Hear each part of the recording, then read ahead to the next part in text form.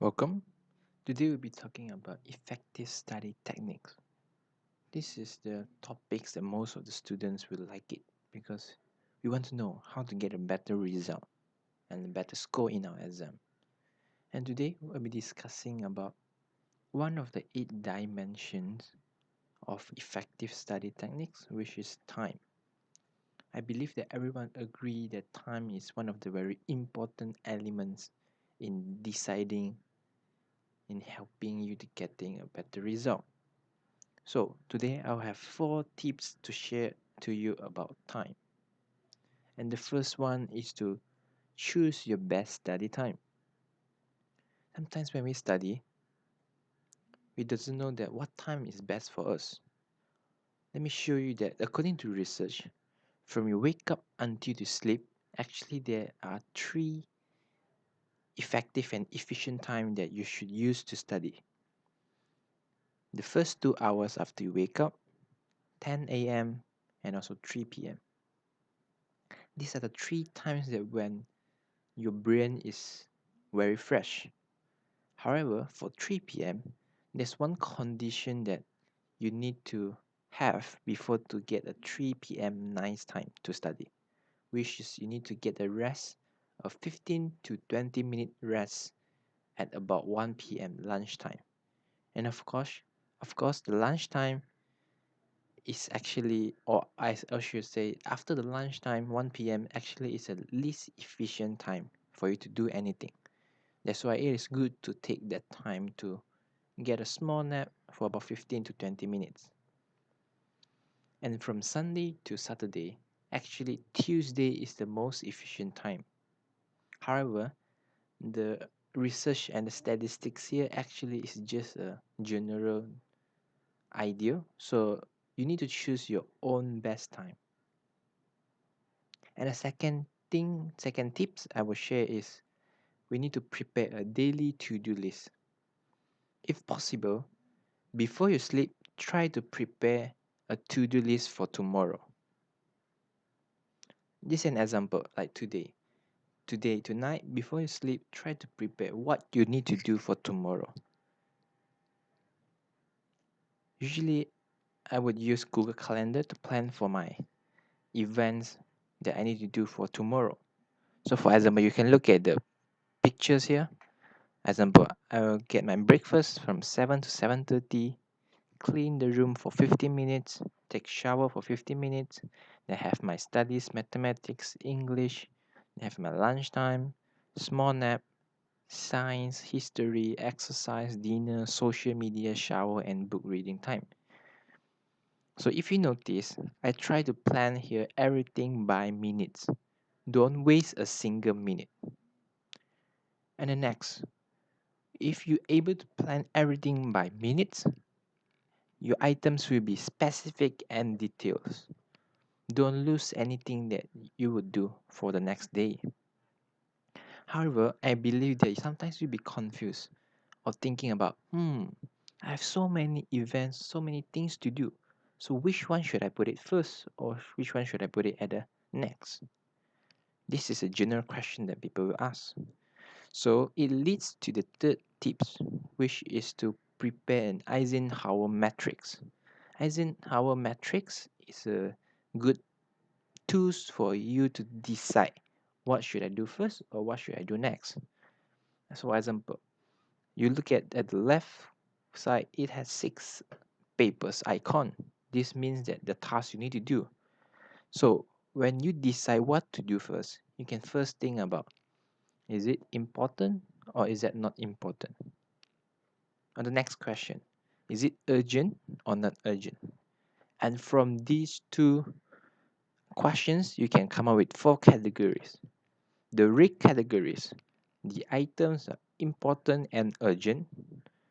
Or yellow category, the items is important but not urgent. The blue category, the item is not important but urgent. And the last category, the item is not important and not urgent. Try to arrange your tasks into these 4 categories and decide.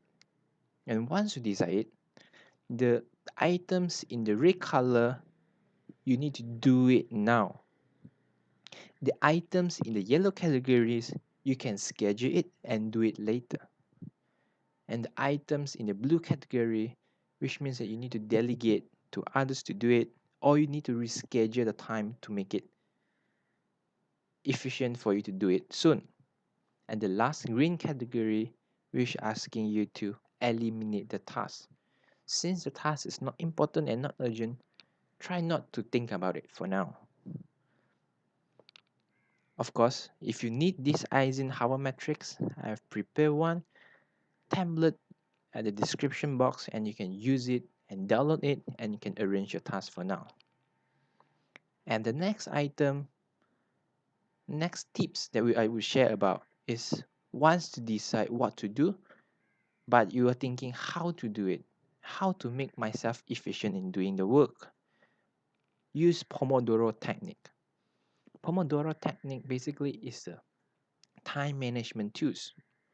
So for example, when I have one task that I need to do it now, but sometimes I got distracted that sometimes my phone rang or something. So you can use Pomodoro technique. So first, your first step of using this Pomodoro technique is to plan your tasks. What are the things that you need to do now? And the second, how many Pomodoro should I do? And I know you have a questions that what is Pomodoro? So Pomodoro basically it just means that you give yourself of 25 minutes focus and dedication on that work, then you get a 5-minute rest. Basically 25 minutes for focus work or focus study, then get a 5-minute rest. And of course, how many Pomodoro that you need to do is depends on how long is your work. But basically, we will repeat 4 Pomodoros as one set, which means that you need to repeat 4 times. You can look at the diagram here. The first Pomodoro, the second Pomodoro, the third Pomodoro, and the last Pomodoro. But however, for each Pomodoro, it actually requires 5 minutes of rest after you've done your focus work. But for the last, you get more rest time if you want to continue another set. If you continue for 2 sets of Pomodoros, which in total 8 Pomodoros, then actually it will take about 2 hours and a little bit more.